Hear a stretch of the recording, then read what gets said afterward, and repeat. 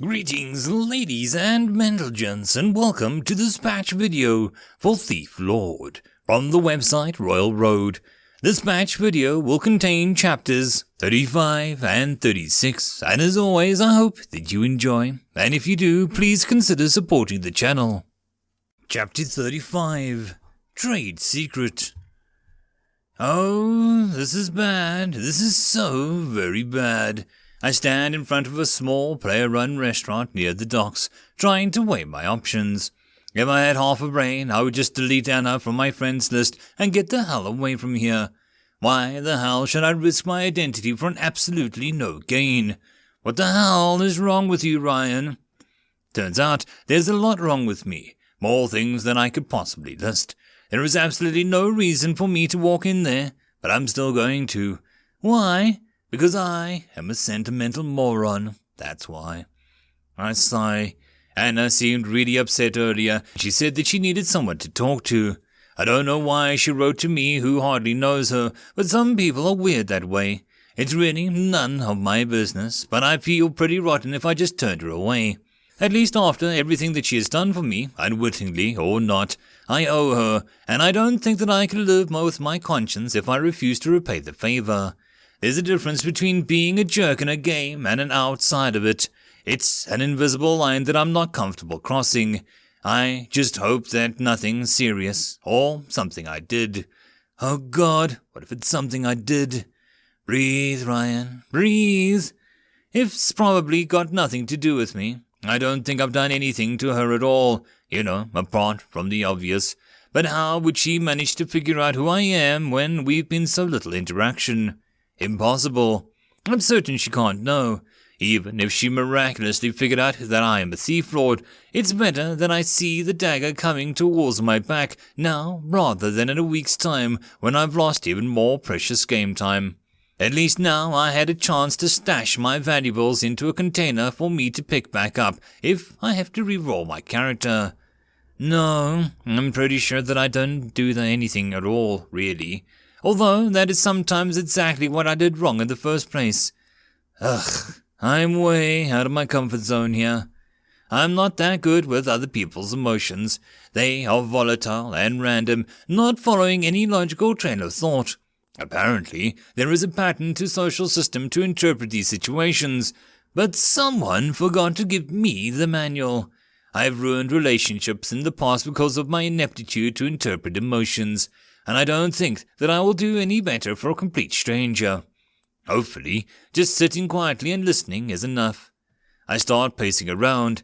I don't know why I'm getting so worked up over this. I don't know her. I could just run away if it gets too bad. She will get over it. She probably just has to fight with Bryan or something and needs to blow off some steam. And since they are both the same party, she might not have anyone else to confide in than a stranger. I don't know how many friends she has, but being a full-time player who is amongst the high rankers, I doubt she has time to meet too many people. And that's probably it. I should get a head in there and sit there in the corner and listen to half an hour before I hurry out of there, preferably before someone sees something they shouldn't. Who bothers to inspect someone trying to eat dinner after all? That would be rude. This will be fine. It better be fine.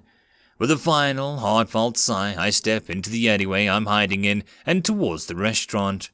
It's a pretty ordinary-looking building near the populated street in the Harbour District. The place is run by a couple of players, so I can imagine they didn't want to spend too much real-life money on starting a restaurant that they weren't sure would work out. Starting a new business is a scary aspect for anyone, especially if they aren't rich to begin with. I step through the wooden door and soon find myself in a large open room. Similar to most taverns, there are a couple of booths lining the walls, and there are several hooded tables covered in a red and white checkered cloth and candles spread out amongst the floor. There isn't a bar counter within sight, and I can spot a waitress enter and leave through the back door. The tables themselves aren't overly impressive, but the atmosphere is surprisingly cozy, considering the few decorations that they have. The place feels like an Italian restaurant, perfect for young couples on their first date.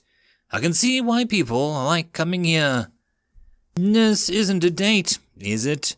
Ryan, over here. Her voice calls me out of my thoughts, turning towards the direction of the sound.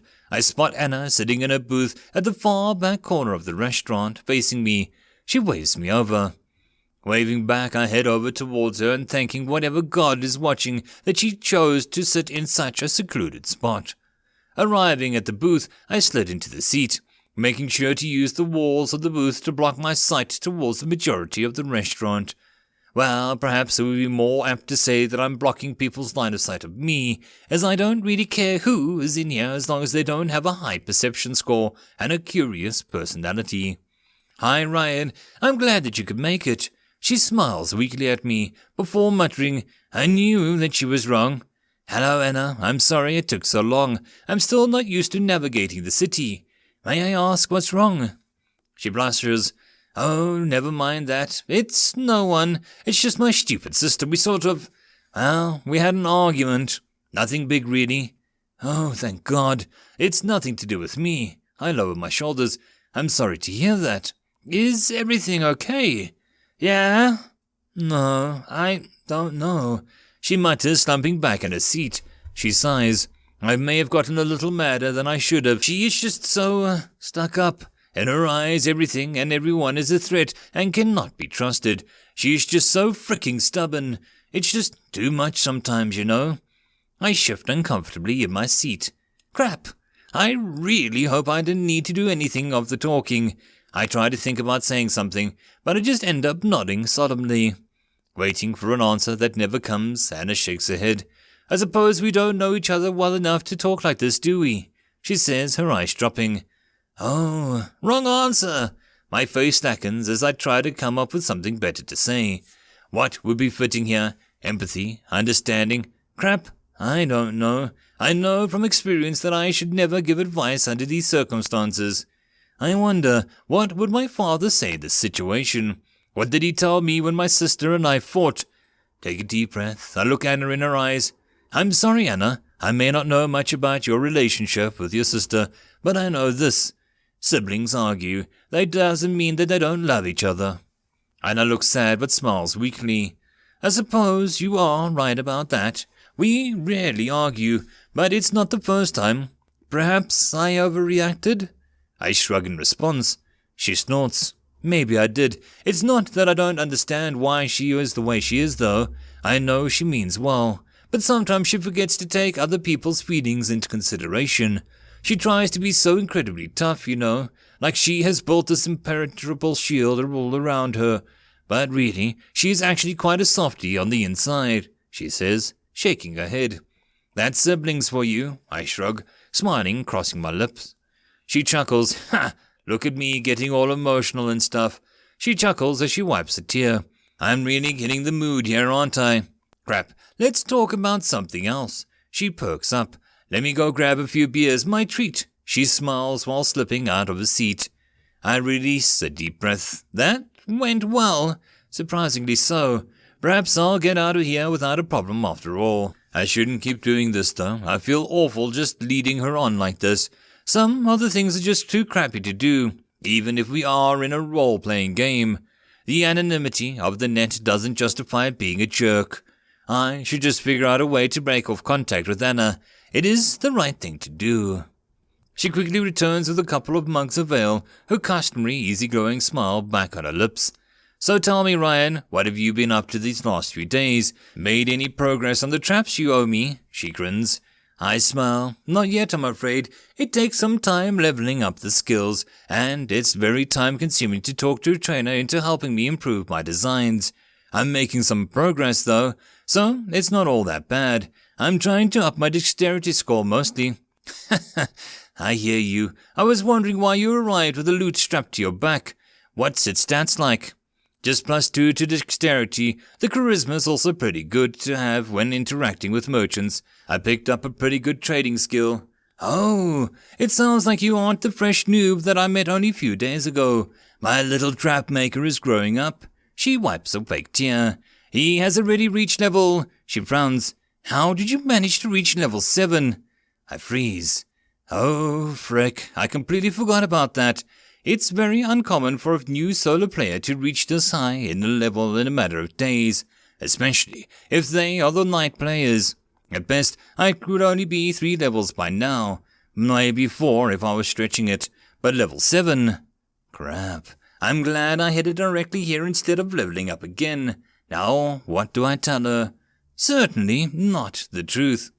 It's a trade secret, I say, trying my very best to make a smile look cheeky as possible.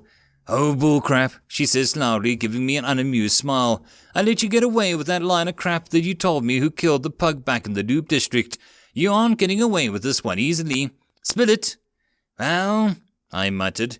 It just sort of happened by accident. Accident? How do you gain 4 levels by accident?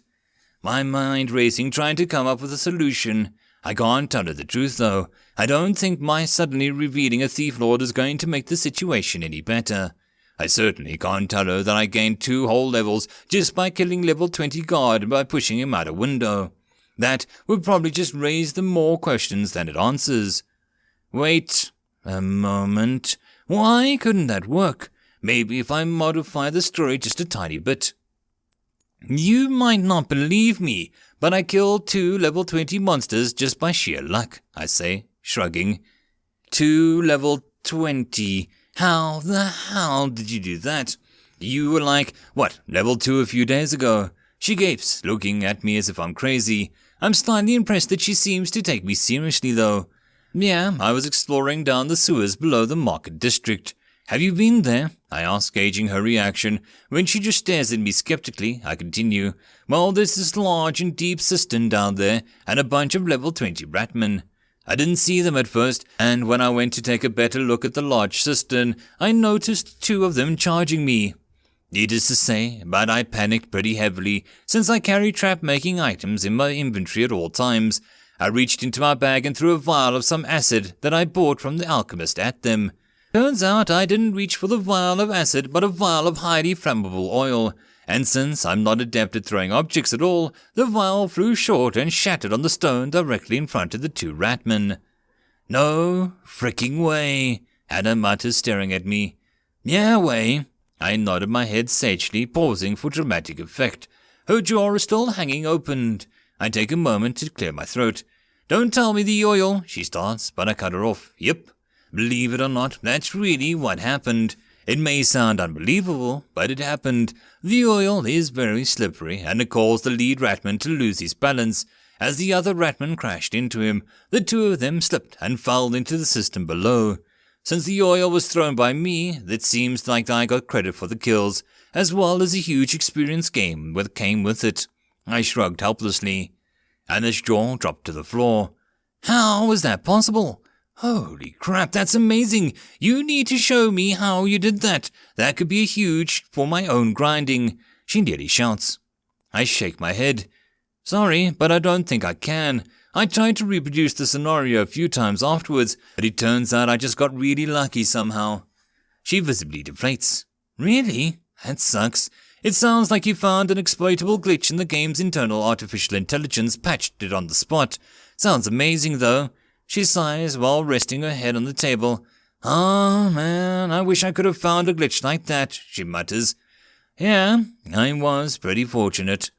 Anna raises her head, grabbing her mug tightly. She was about to take a swig when her eyes drop to the side. Her easy-going smile immediately drops, and she frowns at whatever she sees. I lean around the corner, trying to figure out what drew her attention.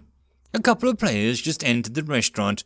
I recognize Bryan, the tall, human Templar. I don't know the woman he is with, though, a level 15 Arcanist of all things. She's a petite woman wearing a tight-fitting dark blue dress that enhances her beauty, but it is tailored with practically in mind and rather than procrastination.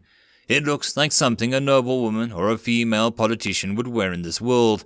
I, momentarily mesmerized by her long blonde hair that is draped along her back, giving her an aura of beauty that can only be rivaled by Anna. Come to think of it, her character looks an awful lot like Anna. The pair take a look around the room. Their gazes soon fall upon Anna and me. I hear Anna groaning by my side. I turn around, looking at Anna questioningly. Before I can ask her who that is, the 2 people have already reached our table. Hello, Anna. I thought I'd take you up on that offer earlier, the well-dressed beauty says. Anna's frown intensifies as she stares at the beautiful woman in front of her, and they lock eyes for a moment. The tension is unnaturally high, and I try to get eye contact with Bryan to find out what's going on, but the Templar has taken a careful step backwards, directing his gaze away from mine. Eventually, the awkward stalemate is broken when Anna decides to speak. "Sister." "Yo, boy." End of chapter. Chapter 36. Leverage. "How did you find me?" Anna asks her sister pointedly, her eyes firmly locked on Bryan. I can feel the chilly aura that she is emanating with from all the way over here. I kind of feel bad for the guy. Nobody likes being on the receiving end of an annoyed woman. At least he has the shame to look away. Arya holds up her arms. "I'm not interfering, I promise. I know better than that. I just asked Bryan where you were, and I was hoping that I could share an ale with you guys." I start. "Yes, you do know better," Anna says slowly. Her moment of skepticism lingers for a moment before her strained face starts to ease up. "Fine, take a seat." She gestures for the empty seat next to me. I awkwardly clear my throat. It seems like you girls have a lot to talk about, so if you don't mind," I say, trying to slither past Arya. "No, Ryan, please stay. This also concerns you," Anna says. "Excuse me, what?" "Yes, I would also like to have a word," Arya says curtly, sitting down next to me. Oh, crap. Oh, no. I feel my heart race. I slump back into my seat, the air leaving my lungs. I don't even know that this is about, but it can't be good. I don't have to be extrovert to know that staying here is a bad idea. Nothing good has ever come of me being a part of someone else's argument. I throw a pleading look towards Bryan, but the backstabbing bastard has already moved for the door. What the hell? Not cool. I take a deep breath. You girls have me at a loss. Why would you wish to talk to me? I'm sorry, Ryan. My sister is a bit overprotective at times and has this nasty habit of embarrassing me in public whenever she gets a chance. Anna crosses her arms, raising an eyebrow towards her sister. It's one of the perks of being an older sister, Arya says while meeting Anna's raised eyebrow with her own. The stare-down goes on for a couple of incredibly awkward seconds before the two sisters suddenly start to giggle. Something is seriously wrong with these two people. Looks like you still have a sense of humor, sis, Anna chuckles. I was afraid staying around gamers for this long would turn you into a nagging old crone.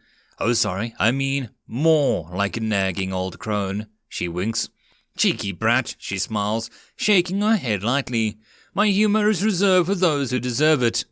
Oh, how fancy and exclusive. I should bottle it up and sell it as an Amazon for €1,000,000. She snorts. You're selling it too cheaply, baby sister. You were always terrible at economy. She shakes her head in mock disappointment. Anna shivers. Ugh, you're right. Those girls would be too much for me to handle. It would literally zap the life out of me. What if I ended up looking like an office clerk? Or, God forbid, my older sister? She gapes in shock. Cheeky brat. I obviously didn't punch you enough when we grew up, Arya smiles.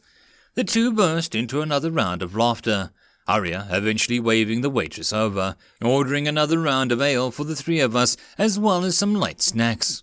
After another round of banter and laughter, I was only once left completely out of the record, the two sisters relax more.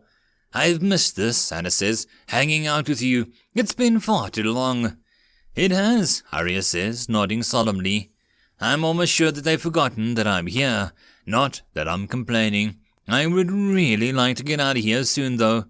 So, Ryan, Arya suddenly says, I'm sorry to say, but I don't know that much about you. Anna has been pretty scant on the details. Oh, here we go, Anna mutters. How about I leave you two alone for a second so that you can get to know each other, yeah? Anna gets up with a smile on her face, and she's seriously leaving me alone with her sister. For reals? I would like that very much, Arya says, giving me a piercing stare. Anna chuckles. Careful, Ryan. She's single, and she bites. Arya snorts. Oh, shush. I'm not half as bad as she says. She says with a smile that doesn't quite reach her eyes. A smile that Anna somehow manages to miss. A shiver crawls down my spine. Here we go. I steel my resolve as I brace for whatever Arya is going to throw at me.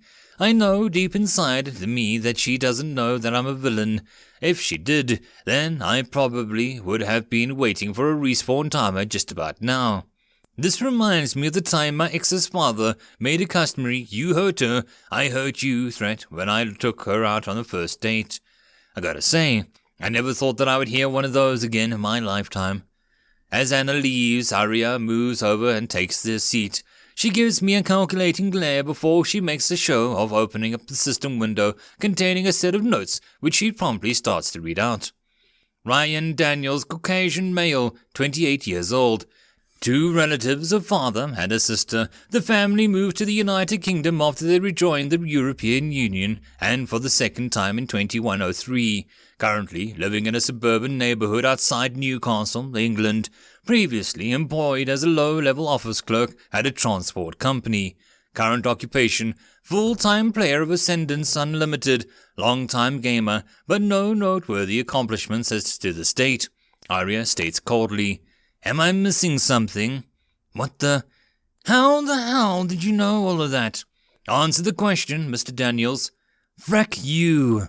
"Who the hell does she think she is? How does she know all of this? Did she have me investigated? Why the hell would she do that? Not to mention, how? I don't know her. Hell, I don't even know her damn sister. What's wrong with these two? Leave me the hell alone."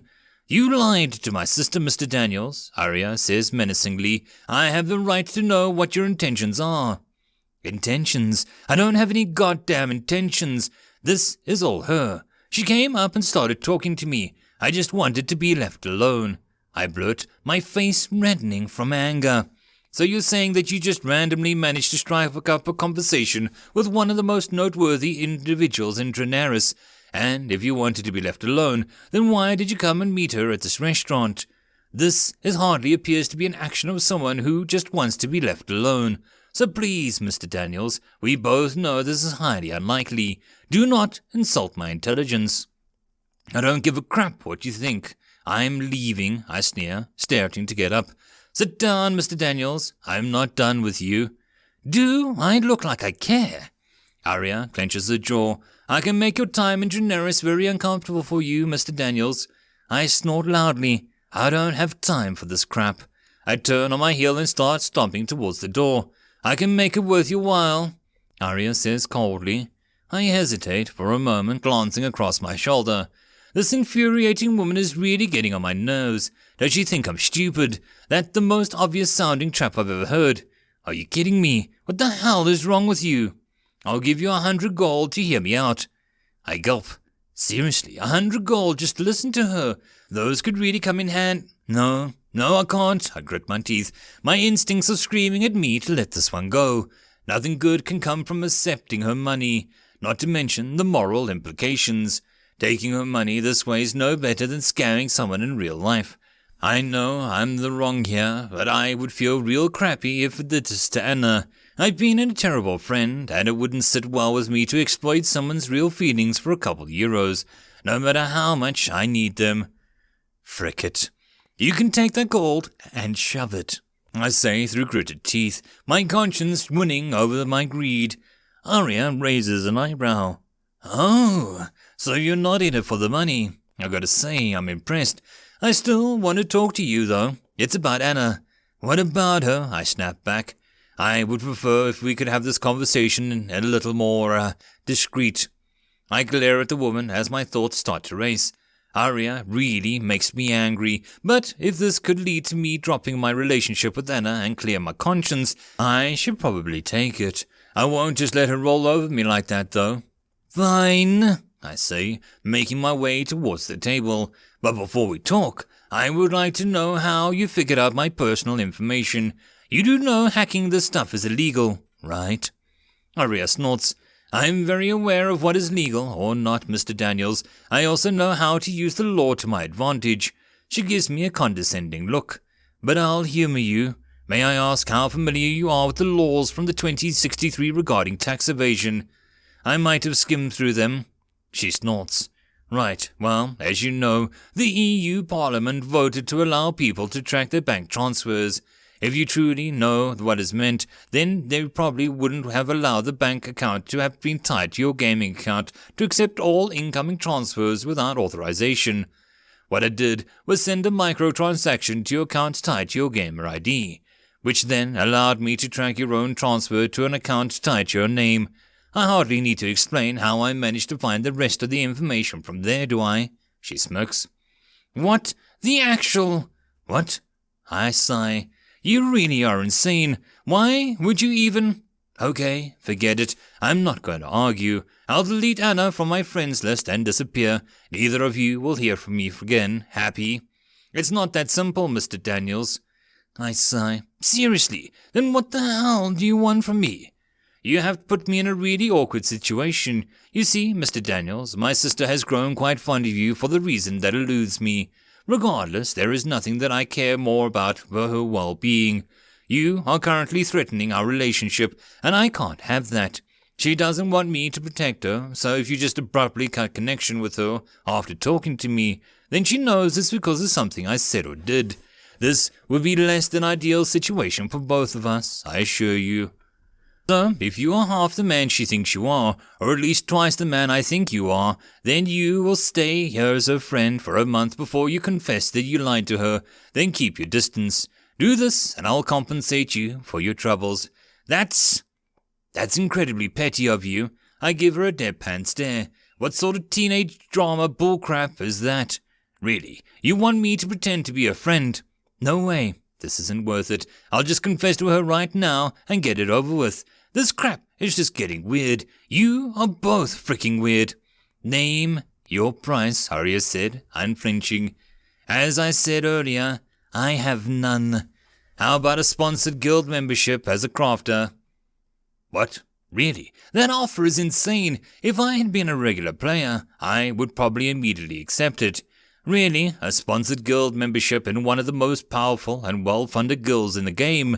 Who wouldn't say yes to that? Sponsorship means that they pay for the game upkeep as well as a regular salary for playing the game. My life would be set with that deal, even if I would be forced to be a full-time crafter. This is the first time I think I'm regretting playing as a thief lord. Although, if I wasn't, then I doubt that I would even have met Anna in the first place, or have lied to her, thus drawing the attention of the she-shark in front of me. No thank you, I don't want anything to do with you or your goddamn guild. You're crazy, and I would just come to regret having an affiliation with you, I say evenly, trying really hard to keep my composure. Her eye twitches. I don't think you know what you're turning down, she starts. Being paid to be a slave, forever in debt to a psychotic woman. I do. There are more important things in life than money, I say, nearly biting my tongue in half as I keep my face from wincing.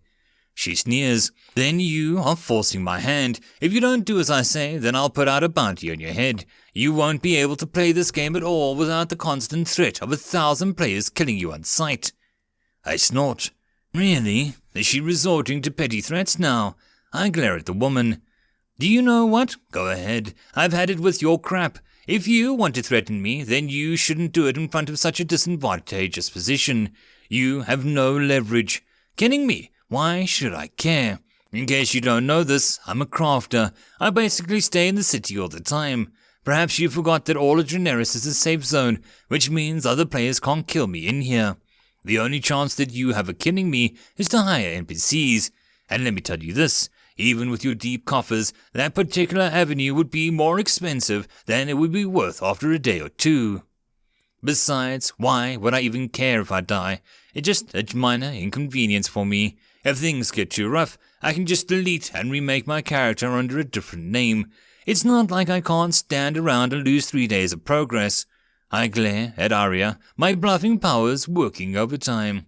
Her face is crimson, and I can see the vein pulsing on her forehead. She takes a moment to collect herself, not dropping the murderous glint in her eyes. Then what do you want? Money. As I said, I don't want anything from you. I just was going to tell Anna and get the scrap over with. 5,000 gold, she states calmly. I wince. Holy crap, that's a lot of gold.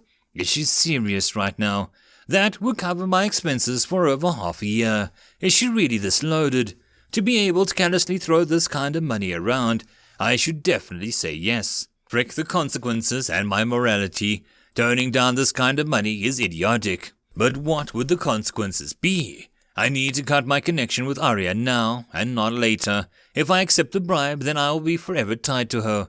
Also, accepting this kind of money based on a lie would be a complete scumbag move. Who the hell does that crap? Accepting the money from Greg and Kevin was one thing. That money wasn't even theirs to begin with. Taking this woman's money, though, for such an odd reason, it doesn't sit well with me. I may be a villain, but that is crossing the line. I don't want any money, I say through gritted teeth. Arya seethes with rage. Everyone has a price, and so do you. I know that you can't afford to play this game and pay for living expenses after the end of the month. That doesn't matter. I halt, frowning. What did she say? How did you know that? Her eyes go wide. You hacked my accounts, didn't you? I asked, glaring at the woman. That's not publicly available information. She hesitates, her face turning an even deeper shade of crimson. She fricked up. She actually fricked up. I got her now. Listen, I know you broke the law. Don't even try to tell me anything different. What you may not know is that I have been recording this entire conversation. Sure, it probably wouldn't hold up in a court or anything, and I probably won't even bother pursuing any legal action against you. Just know this. From here on out, I don't want to either see nor hear from you again. If you or your guild try to frick with me again, I will release the footage to the media and let them decide what to do with it. Just so you know, Arya, you aren't the only one who did some background research here. I know who you are and how you're connected you are. Having this sort of information out there, true or not, would be devastating to your career and future business prospects. So let me tell you this one final time. Stay the hell out of my way, I say, leaning back and crossing my arms. Arya sits completely still, fuming. She knows she got outplayed, and she is doing the smart thing as she stays quiet. She doesn't know that I am bluffing. I would never actually make good on those threats. She doesn't need to know that, though. She sits still for a moment, staring daggers at me. I just sit there, unflinching. I know I won. After a short time of exchanging sparkling hatred, Arya's shoulders drop. Closing her eyes and releasing a deep sigh, I notice a tear welling up in the corner of her eye. Wait, what? All right, Ryan, you win. I know when I'm beat, she mutters, refusing to meet my eyes. I'll back off, just please don't come between me and my sister, she pleads. I don't know what I'll do without her. I sit there paralyzed. What just happened? How did she... Why? My jaw drops as I stare at the suddenly vulnerable woman in front of me. I can feel my anger fading as the adrenaline is slowly draining from my system. My mind draws a complete blank as to what sobbing mess of a woman in front of me. Her tear-stricken eyes meet mine. Are you all right? I asked, hesitating only after a few seconds of silence. Yeah, she mutters, finally breaking eye contact. I'm sorry, it's just that my sister means so much to me. Can you please just do this for me? Crap, I really don't know what to say here. Curse my social ineptitude. I take a deep breath. Listen, Arya, I really don't want to be the bad guy here. I have no intentions towards your sister, and the last thing I want to do is get rich off of a misunderstanding. Least of all, I don't want to come between you two. I'll figure out a way to tell Anna the truth without hurting her too badly. She's a big girl. She can handle it, I say, shifting my gaze. A tear runs down Arya's cheek. Thank you, she mutters quietly. With another sigh, I make a stand. Before I can turn to leave, Arya grabs my arm. If you ever need a favor, just ask. I'll do whatever I can. Human Arcanist Arya Windrider wants to add you to her friends list. That was unexpected. End of chapter. And that, my friends, concludes this batch video. If you enjoy the story, please don't forget to go and show the author some support. And if you wish to support this channel, there are links down below. The easiest way to support this channel would be to subscribe and share as much as possible to help this channel grow. And I'll see you all in the next video, and until then I hope you all keep well and safe. Cheers.